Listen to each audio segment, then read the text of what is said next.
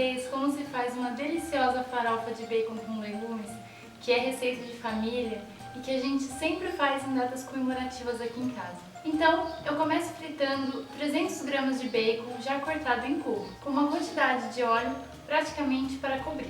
Depois que eles estiverem bem fritinhos, eu vou tirando os bacons com uma escumadeira, escorrendo bem.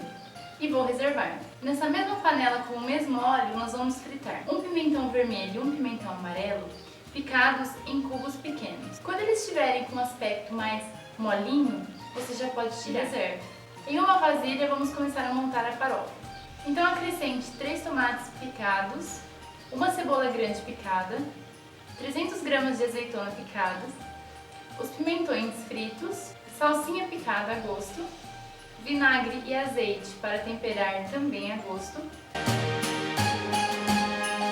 meia colher de sopa rasa de sal e misture tudo muito bem. Aí acrescente 250 gramas de farinha de mandioca torrada e o bacon.